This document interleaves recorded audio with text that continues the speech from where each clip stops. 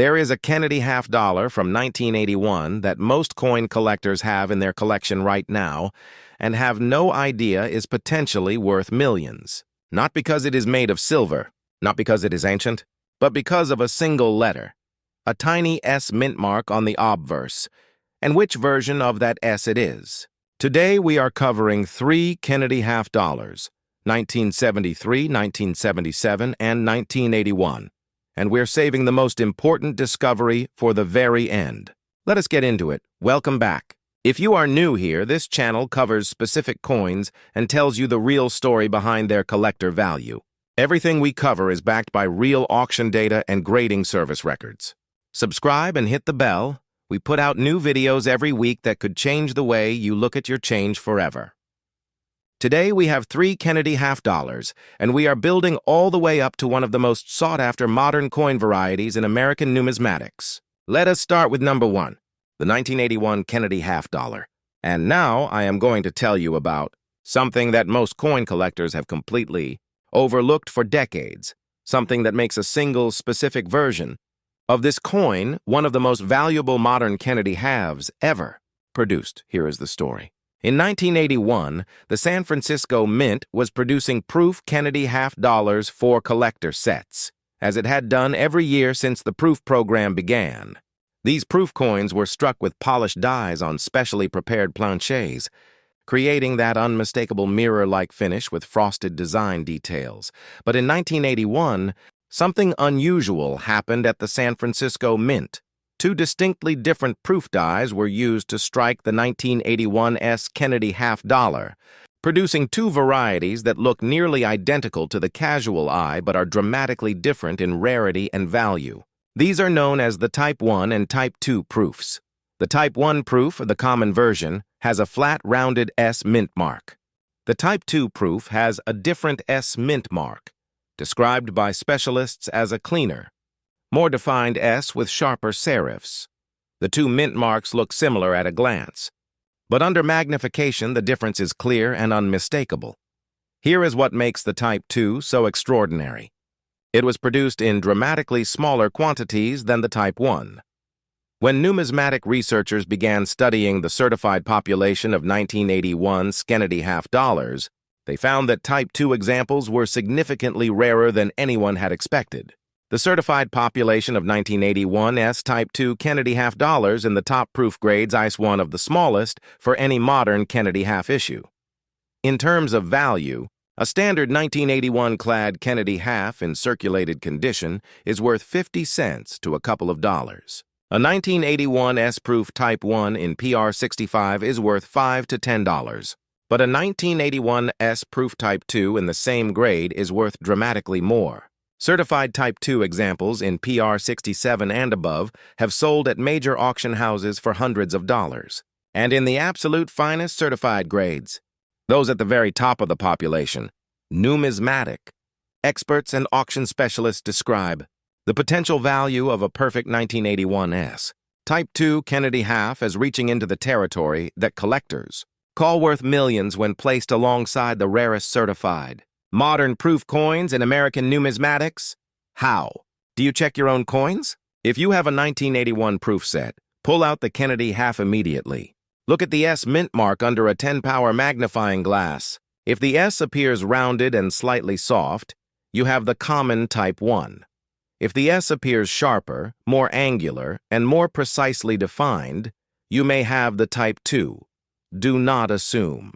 Get it authenticated by PCGS or NGC, because the difference between Type 1 and Type 2 is the difference between a $10 coin and potentially one worth far, far more.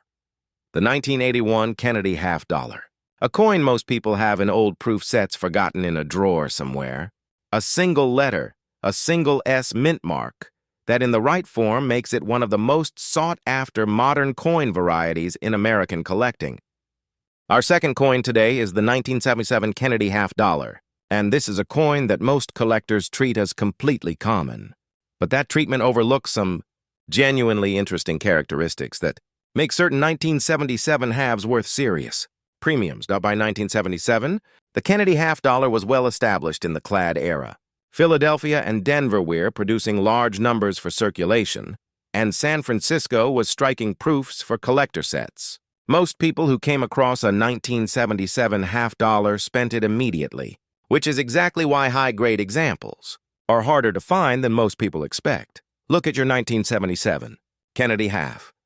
The portrait detail on a well-struck 1977 example is exceptional. The hair above Kennedy's ear, that area of fine detail at the upper right of the portrait should show individually distinct strands on a quality strike. On a weak strike, that area merges into a single indistinct mass. That difference in strike quality is exactly what separates a common 1977 half from a premium collectible. Here is the test you should do at home right now. Hold your 1977 Kennedy half under a bright direct lamp, not overhead fluorescent lighting but a focused light source. Tilt the coin slowly from side to side. On a true uncirculated coin, you will see what collectors call cartwheel luster, a rolling bright reflection that sweeps across the face of the coin as you tilt it. On a circulated example, that reflection will be dull or absent on the high points of the design. The 1977 Kennedy half was produced at Philadelphia with no mint mark and Denver with a D-mint mark. The 1977 S was struck in proof at San Francisco. Among proof collectors, the 1977 S in PR68 or PR69 condition brings $40 to $80. In top-grade uncirculated business strike condition, a gem 1977 Kennedy half in MS65 brings $15 to $40.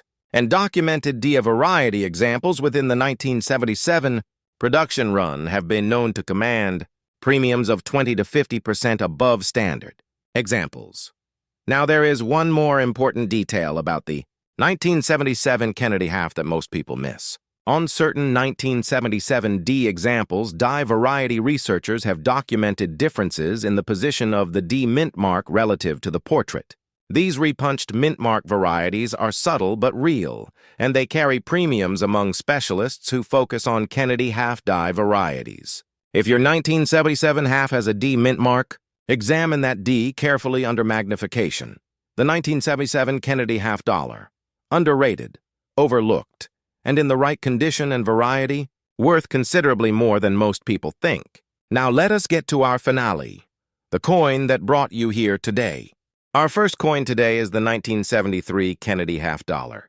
And before we get into value, let us set the stage with a little history, because the story behind Kennedy half dollars makes everything that follows more meaningful. The Kennedy half dollar was first struck in 1964, just months after President John F. Kennedy was assassinated in Dallas on November 22, 1963. The American public responded to this coin with overwhelming emotion.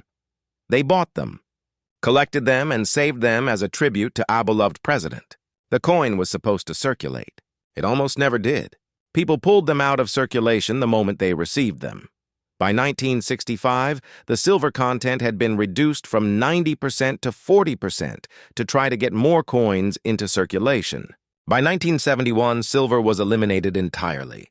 The 1973 Kennedy half dollar you see here is the clad copper nickel version, no silver whatsoever. But that does not mean it is without collector value. Now look carefully at this coin.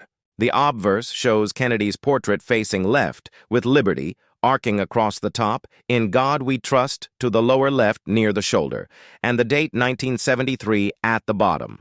On the reverse, you will find the presidential seal, an eagle with wings spread, holding arrows in one talon and an olive branch in the other, with a shield on its chest.